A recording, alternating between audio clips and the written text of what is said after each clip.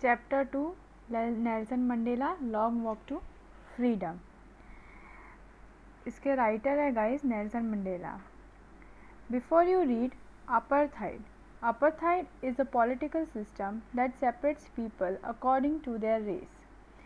तो आपको बता दें कि चैप्टर में apartheid के बारे में बताया गया है और नेल्सन मंडेला की स्पीच के बारे में बताया गया है। तो फर्स्ट ऑफ ऑल apartheid का मतलब क्या होता है? So guys, apartheid is a political system that separates people according to their race। तो रेसिज्म का मतलब तो आप सब जानते ही होंगे कि रेसिज्म का मतलब होता है अगर आपको कोई आपके कलर के बेसिस पे नेगेटिविटी के थ्रू देखता है या आपको इग्नोर करता है तो उसे हम कहते हैं racism. On the basis of your color, if you are differentiated, then this term is known as racism, and the basic term to call this is known as apartheid। Can you say which of the three countries named below had such a political system until very recently? क्या आप सब बता सकते हैं कि नीचे ये जो तीन कंट्रीज़ के नाम दिए गए हैं, इन तीनों में से कौन सी कंट्री में ये अभी तक चल रहा था अपार्थाइड सिस्टम? सो गाइस, आप सब ये जान के शॉक हो जाएंगे कि उस कंट्री का नाम है साउथ अफ्रीका। साउथ अफ्रीका में अभी तक ये रेसिज्म का सिस्टम चलता था जब तक नेल्सन मंडेला ने उस चीज़ के लिए फ़ाइट नहीं की। Have you heard of Nelson Mandela? Mandela and his African national Congress spent a lifetime fighting against apartheid। अब जो हमारे नेल्सन मंडेला थे वो और उनकी जो अफ्रीकन नेशनल कांग्रेस थी, उन्होंने अपनी पूरी ज़िंदगी इस अपार्थाइड के सामने फ़ाइट करते करते बिता दी। Mandela had to spend 30 years in prison, और इसी की वजह से जो नेल्सन मंडेला थे उन्हें अपने ज़िंदगी के 30 years प्रिजन में यानी जेल में गुजारने पड़े थे। Finally, democratic elections were held in South Africa in 1994 and Mandela became the first black president of new nation। So, finally एक democratic election हुआ और साउथ अफ्रीका में 1994 में जो हमारे नेल्सन मंडेला थे वो फर्स्ट ब्लैक प्रेसिडेंट बने उस नेशन के। साउथ अफ्रीका के फर्स्ट ब्लैक प्रेसिडेंट हमारे नेल्सन मंडेला बने। उन्होंने फ़ाइट लड़ी इसके अगेंस्ट, रेसिज्म के अगेंस्ट, अपार्थाइड के अगेंस्ट, और वो वहाँ के फर्स्ट प्रेसिडेंट बने जो ब्लैक स्किन टोन के थे। In this extract from his autobiography long walk to freedom, Mandela speaks about a historic occasion, the inauguration. अब ये जो लेसन है लॉन्ग वॉक टू फ्रीडम, इसमें मंडेला नेल्सन मंडेला की ऑटोबायोग्राफी में से लिया गया है। इसमें वो अपने हिस्टोरिक ओकेशन के बारे में बता रहे हैं। वो ओकेशन है द इनॉग्रेशन। अब can you gas what the occasion might be? क्या आप गैस कर सकते हैं ये कौन सा ओकेशन होगा? Check your guess with this news item from BBC of 10th May 1994। 10 मई 1994 के दिन नेल्सन मंडेला को वहाँ के फर्स्ट ब्लैक प्रेसिडेंट के तौर पर पद्धति दी गई थी। Mandela becomes south Africa's first black president. अब ये जो नीचे दिया गया है ये एक न्यूज़ आर्टिकल है जिसमें लिखा गया है Nelson Mandela becomes south Africa's first black president. वो वहाँ के फर्स्ट ब्लैक प्रेसिडेंट बने। Nelson Mandela has become South Africa's first black president after more than 3 centuries of white rule। वहाँ के फर्स्ट ब्लैक प्रेसिडेंट वो बने 3 centuries जो white लोग थे उनके 3 centuries के रूल के बाद में वो ऐसे पहले इंसान थे जो वहाँ के ब्लैक प्रेसिडेंट थे।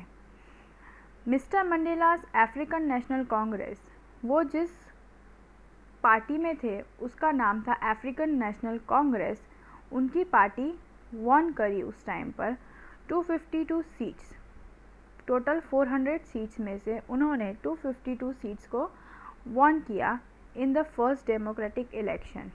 वहाँ के फर्स्ट डेमोक्रेटिक इलेक्शंस में वहाँ पर उन्होंने 400 में से 252 सीट्स उनकी पार्टी ने वॉन की। वो साउथ अफ्रीका की हिस्ट्री बनी। The inauguration ceremony took place in the union buildings amphitheatre in Pretoria today. अब ये जो इनॉग्रेशन सेरेमनी थी ये कहाँ पर हुई थी? ये यूनियन बिल्डिंग्स में हुई थी, एम्फीथिएटर के यूनियन बिल्डिंग्स में हुई थी, जो इस टाइम पे प्रिटोरिया में है। Attended by politicians and dignitaries from more than 140 countries, sorry guys, 140 countries. यहाँ पर बहुत सारे पॉलिटिशियंस, डिग्निटरीज यानी बड़े बड़े पद्धति के लोग आए हुए थे, टोटल 140 कंट्रीज़ में से पूरे वर्ल्ड के।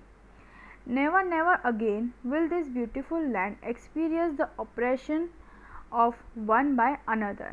अब वो अपनी स्पीच चालू करते हैं जिसमें वो बोलते हैं कि नेवर नेवर अगेन, आज के बाद कभी भी ये जो हमारी ब्यूटीफुल लैंड है वो कभी भी एक्सपीरियंस नहीं करेगी operation by one another. Operation का मतलब होता है कि एक दूसरे के साथ में गलत तरीके से बर्ताव करना, एक दूसरे के साथ में यूनिटी नहीं रखना, उसे कहते हैं operation.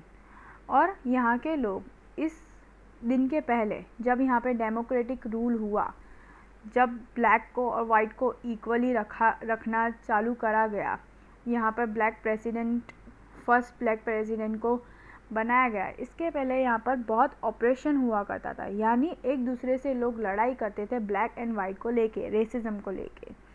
Said Nelson Mandela in his address. वो ये कहते हैं कि आज के बाद कभी भी इस ब्यूटीफुल लैंड पर ये चीज़ नहीं हुआ करेगी। Jubilant scenes on the streets of Pretoria followed the ceremony with blacks. अब जो ये जुबिलेंट सीन्स था, इतने अच्छे अच्छे सीन्स थे, उनकी जो स्ट्रीट्स थी प्रिटोरिया की, वहाँ पर एक बड़ी सेरेमनी चल रही थी जहाँ पे ब्लैक्स, वाइट्स एंड कलरेट्स यानी ब्राउन स्किन टोन वाले, ये सब मिलकर सेलिब्रेट कर रहे थे। More than lakh South African men, women and children of all races sang and danced with each other. यहाँ पर 1 लाख से भी ज़्यादा south African man and women और साथ में उनके बच्चे, वो सारे के सारे हर रेसिस के यानी हर स्किन टोन के डांस कर रहे थे, सिंग कर रहे थे और एक दूसरे के साथ में हंसी खुशी पल बिता रहे थे। Now this is the activity guys. 10th May dawned bright and clear.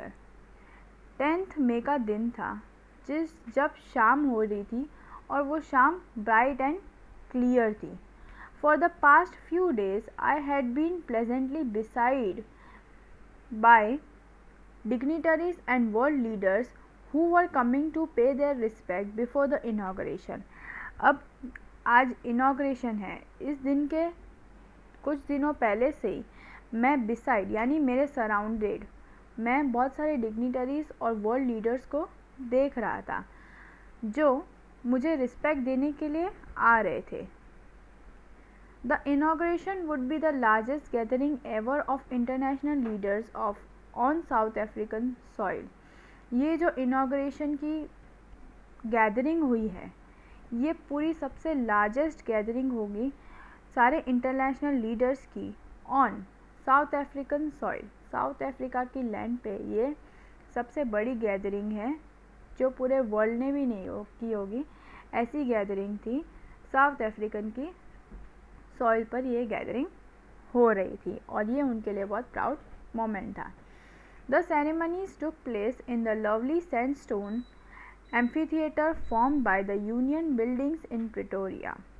अब एम्फीथिएटर का मतलब ये होता है कि उसके ऊपर रूफ नहीं होती और वहाँ पर बहुत सारे स्टेयर्स होती है जहाँ पर वो आपने रेड कारपेट देखा होगा ना, रेड कारपेट सीन्स, उसके अंदर रेड कारपेट डालते हैं, बीच से जाते हैं, वैसे ही ये एक ओपन रूफ की जगह होती है, एक बड़ी सी बिल्डिंग एम्फीथिएटर, और उसके अंदर ऐसे बहुत सारे स्टेप्स होते हैं जो सैंडस्टोन से बने हुए थे और ये जगह थी, यूनियन बिल्डिंग थी एक बहुत बड़ी, और ये थी प्रिटोरिया में। यहाँ पर ये सेरेमनी चल रही थी। For decades this had been the seat of white supremacy. बहुत ज़माने से, डिकेड्स यानी बहुत ज़माने से, ये जो सीट थी वो वाइट सुप्रीमेसी की थी, यानी जो वाइट लोग थे वही इस पर रूल कर रहे थे और वो सुपर पावर में थे। And now it was the seat of a rainbow gathering of different colours. पर अब ये ऐसी सीट है जो डिफरेंट लोगों की, डिफरेंट कलर के लोगों की है। रेनबो गैदरिंग इसे कहा जा रहा है। रेनबो गैदरिंग यानी यहाँ पे हर टाइप के स्किन टोन के, हर कलर के लोग प्रेजेंट हैं। And Nations for the installation of south Africa's first democratic non racial government. और it was the site of rainbow gathering different colors and nations of the installation of South Africa's first democratic non-racial government. और south Africa की first non racial government और democratic government बनी थी इस दिन पे, उसकी इंस्टॉलेशन हुई थी, यानी उसकी शुरुआत हुई थी तब से। किसकी? डेमोक्रेटिक और नॉन रेशियल गवर्नमेंट की। डेमोक्रेटिक यानी हर चीज़ में छूट हो, और नॉन रेशियल यानी कलर के बेसिस पे उन्हें जज नहीं किया जाए। On that lovely autumn day I was accompanied by my daughter Zenani on the podium. अब वो क्या बोलते हैं, इस लवली ऑटम डे के दिन उन्हें उनकी डॉटर एक्कम्पनी करती है, यानी उनके साथ में उनकी डॉटर भी उन्हें ज्वाइन करती है। उनकी डॉटर का नाम था जिनानी। ऑन द पोडियम, पोडियम के ऊपर, पोडियम वो होता है, वो लकड़े का एक टेबल होता है जिसमें शेल्फ्स बने हुए होते हैं। शायद आपके स्कूल के क्लासरूम में भी ये चीज़ प्रेजेंट होती है, जिस पे टीचर खड़े लेकर पढ़ाते हैं। हमारे स्कूल में स्पीच होती है तो एक बड़ा सा टेबल कुछ ऐसा रखा होता है जिसके ऊपर पेपर रख के प्रिंसिपल्स एंड टीचर्स सब स्पीच देते हैं, उस चीज़ को कहा जाता है पोडियम। तो अब ये क्या बोलते हैं, on the podium Mr de Klerk was first sworn in as second deputy president. क्या बोलते हैं, पोडियम के ऊपर, पोडियम पर मिस्टर डी क्लर्क खड़े रहते हैं और वो पहले, सबसे पहले वो स्वर्न करते हैं। स्वर्न यानी प्लेज लेते हैं। किस तरीके से प्लेज लेते हैं, as the second deputy president, second deputy president के तौर पर वो प्लेज लेते हैं। Then Thabo Mbeki was sworn in as first deputy president. इसके बाद थेबो एम्बिकी, जिसका नाम एक इंसान का नाम था, वो भी प्लेज लेते हैं, स्वर्न करते हैं, यानी शपथ लेते हैं। किस तौर पे, as a first deputy president के तौर पे। आपको ये एमसीक्यूज में पूछ सकते हैं गाइस कि फर्स्ट डेप्यूटी प्रेसिडेंट के तौर पे और सेकंड डेप्यूटी प्रेसिडेंट के तौर पे किन्होंने प्लेज ली थी। तो सेकंड डेप्यूटी प्रेसिडेंट के तौर पे मिस्टर डी क्लर्क ने स्वर्न लिया था, प्लेज लिया था, एंड थेबो एम्बिकी ने फर्स्ट डेप्यूटी प्रेसिडेंट के तौर पर स्वर्न किया था। When it was my turn, अब हमारे मंडेला, नेल्सन मंडेला सर बोलते हैं, जब उनका टर्न आया तो उन्होंने प्लेज ली। I pledge to obey and uphold the constitution. वो प्लेज लेते हैं कि वो हमेशा ओबे करेंगे और अपहोल्ड करके रखेंगे अपने कॉन्स्टिट्यूशन को। And to devote myself to the wellbeing of the republic and its people. और हमेशा अपने आप को समर्पित करके रखेंगे अपने नेशन के लिए, अपने रिपब्लिक नेशन के लिए, वहाँ के पीपल के लिए। टू द असेंबल गेस्ट, वहाँ पे जो गेस्ट आए हुए हैं और जो वर्ल्ड उन्हें देख रही है, वो सब के लिए, वो अपने नेशन के लिए अपने आप को डिवोट करके रखेंगे। वो अपने बारे में नहीं सोचेंगे, फर्स्ट अपने नेशन के बारे में सोचेंगे और हमेशा अपने नेशन के हर चीज़ को ओबे करेंगे और अपने नेशन को अपहोल्ड करके रखेंगे। आई से, ऐसे वो कहते हैं। Today all of us do by our presence here confer glory and hope to newborn liberty। अब वो कहते हैं आज हम सब यहाँ पर प्रेजेंट हुए हैं। किस चीज़ के लिए प्रेजेंट हुए हैं, ताकि हम ग्लोरी एंड होप यानी महिमा और शांति दे सके, हमारी न्यूबॉर्न लिबर्टी को महिमा दे सके, उसे ऊंचाइयों पर ले जा सके। न्यूबॉर्न लिबर्टी यानी उनको जो नई छूट मिली थी, उसको महिमा देने के लिए हम यहाँ पर प्रेजेंट हुए। Out of the experience of the extraordinary human disaster, इस एक्स्ट्राऑर्डिनरी ह्यूमन डिज़ास्टर से के एक्सपीरियंस से निकल कर आज हमें न्यूबॉर्न लिबर्टी मिली है, उसे जॉय करने के लिए, उसे महिमा में लाने के लिए, अमल में लाने के लिए हम यहाँ पर प्रेजेंट हुए हैं। जो डिज़ास्टर हमारे साथ बहुत लॉन्ग तक चला, जब हम पर सब अत्याचार करते थे, वो सब ख़त्म हुआ, उसके बाद यहाँ पर ये न्यू बॉर्न लिबर्टी सेलिब्रेट करने के लिए ये सब प्रेजेंट हुए हैं। A society of which all humanity will be proud. अब हमने एक ऐसी सोसाइटी बनाई है जिसके लिए हमारी पूरी इंसानियत, ह्यूमैनिटी, सारे इंसान उसके लिए प्राउड मनाएंगे। सबके लिए प्राउड का मोमेंट होगा, जहाँ पर डेमोक्रेटिक कंट्री होगी, नो रेशियल सिस्टम होगा और सबके लिए इक्वल राइट्स होंगे।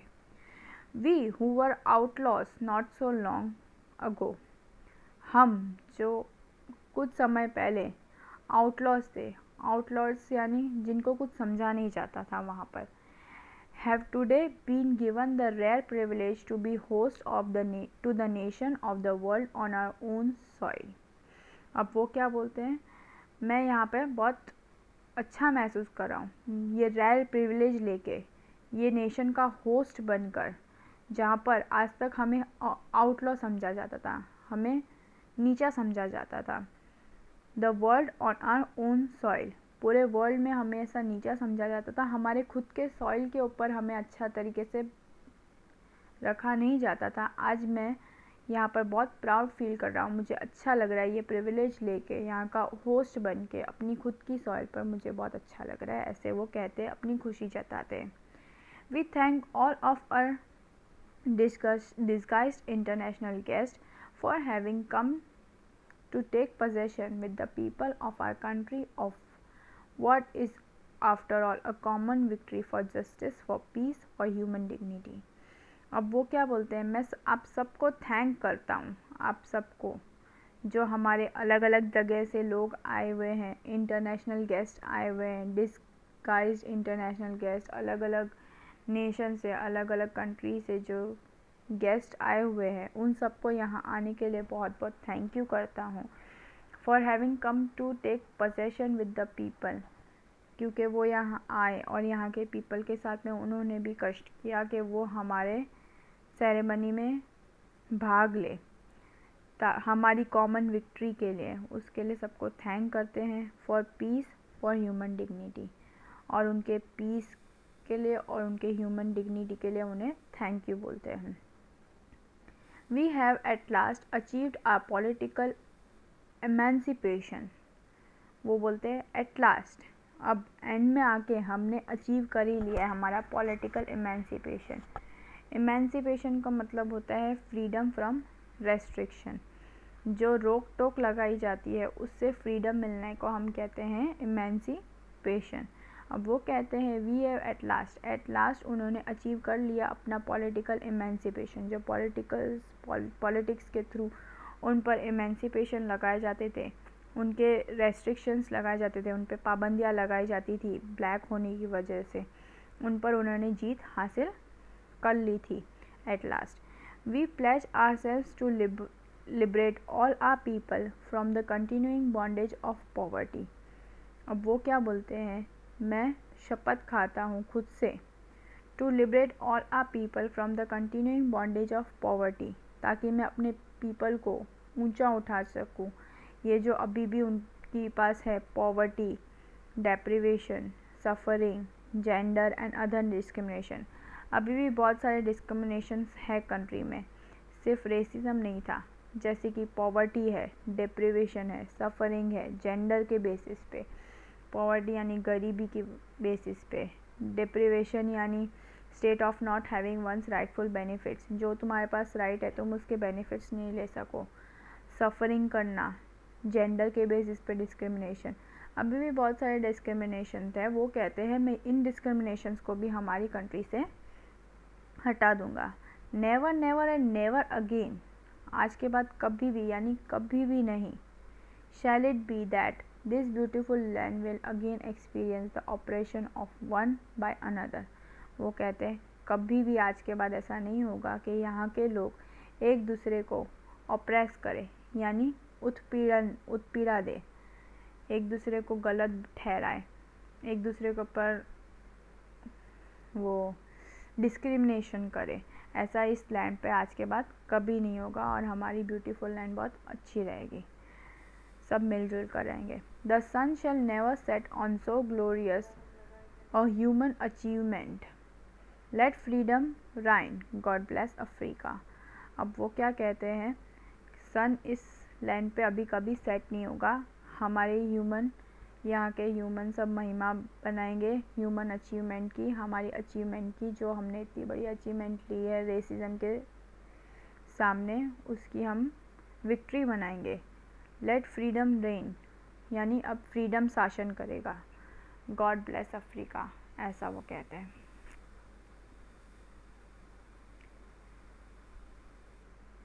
फ्यू मोमेंट्स लेटर, कुछ समय बाद, we all lifted our eyes in awe as a spectacular array of South African jet, helicopters and troop carriers rode in perfect formation over the Union buildings.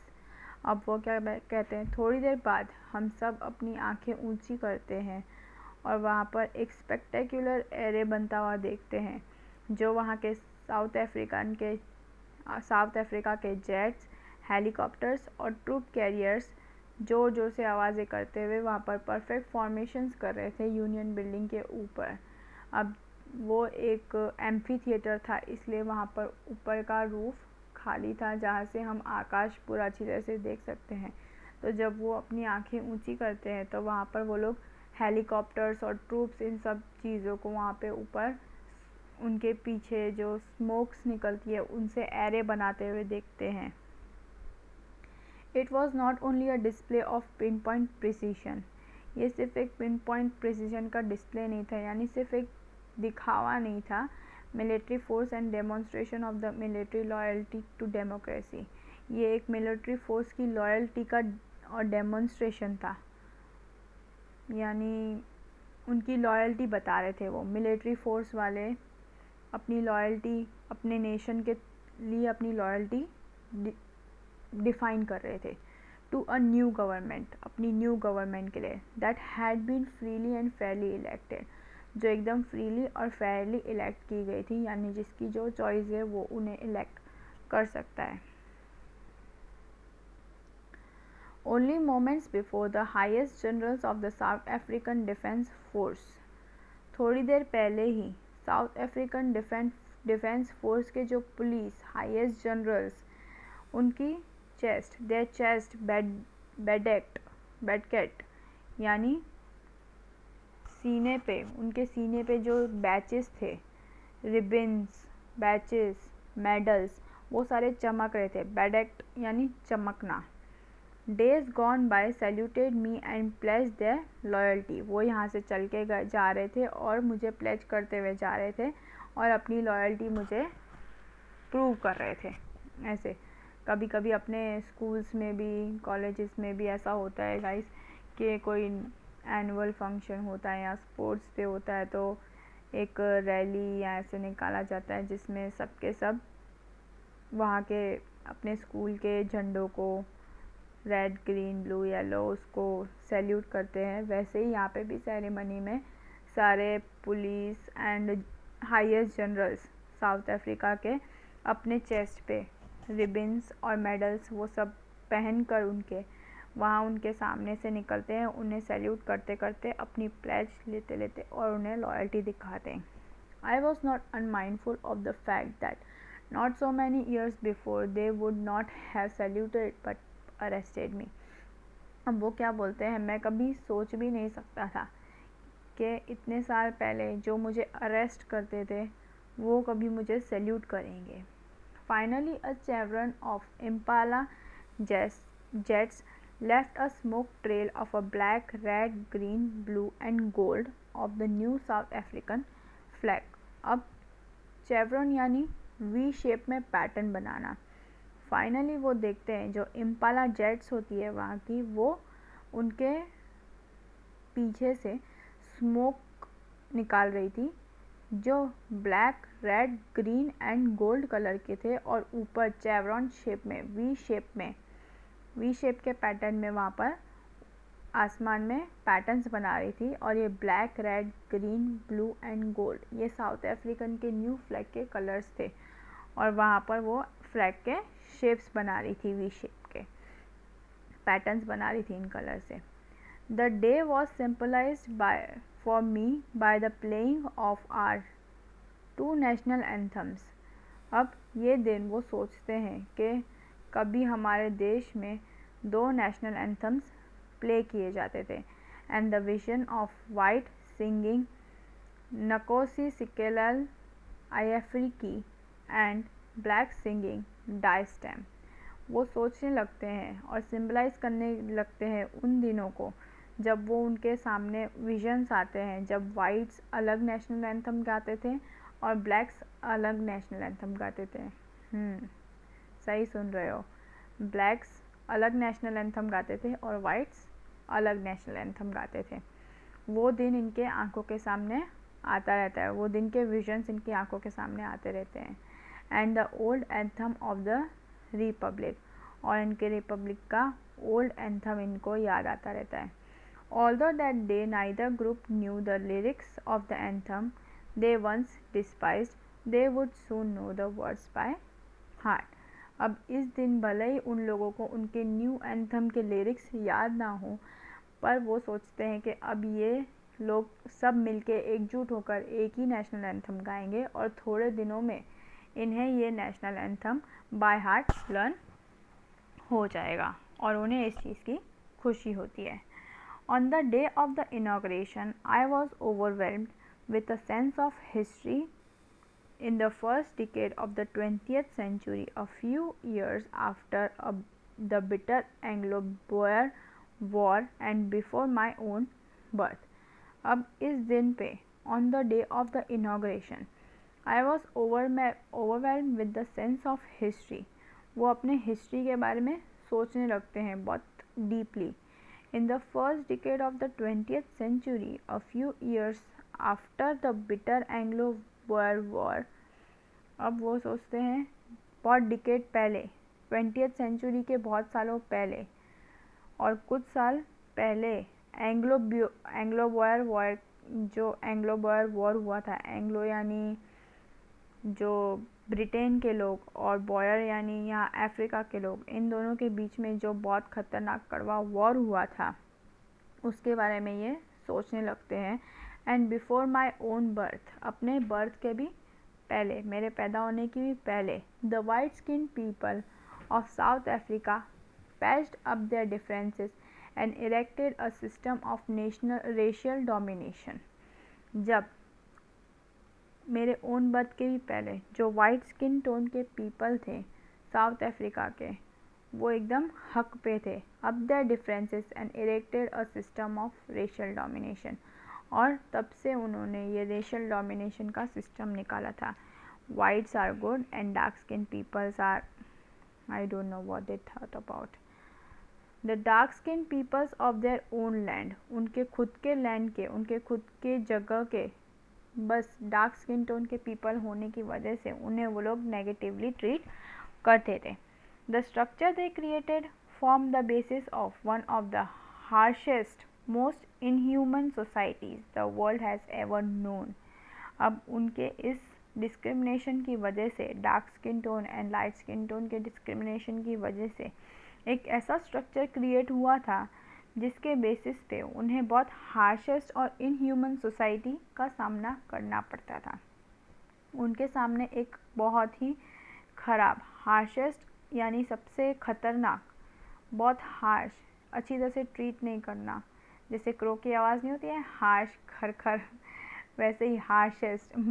Crow की आवाज़ से मेरा यहाँ कोई मतलब नहीं है, पर हार्शेस्ट यानी तीखा, तीखा व्यवहार करना, किसी के साथ में अच्छी तरह से व्यवहार नहीं करना। और मोस्ट इनह्यूमन यानी इंसानों की तरह नहीं, एकदम जानवरों की तरह उनसे बर्ताव करते थे। ऐसी सोसाइटी उन्हें झेलनी पड़ती थी, ऐसी सोसाइटी का उन्हें सामना करता था। The world has ever known, कभी कोई और इस बारे में जान ही नहीं सकता, वर्ल्ड में और किसी जगह पे ऐसा कोई ट्रीट नहीं करता होगा जितना हार्शेस्ट इन्हें इनकी कंट्री में ही, इनकी कंट्री के लोग ही ट्रीट करते थे. Now in the last decade of the 20th century and my own 8th decade as a man, that system had been, अब क्या बोलते हैं, इस 20th century के फर्स्ट डिकेड में ऐसा होता था, पर अब जबकि 20th सेंचुरी का लास्ट डिकेड आ रहा है वहाँ तक में, और मेरा खुद का 8 decade as a man, that system had been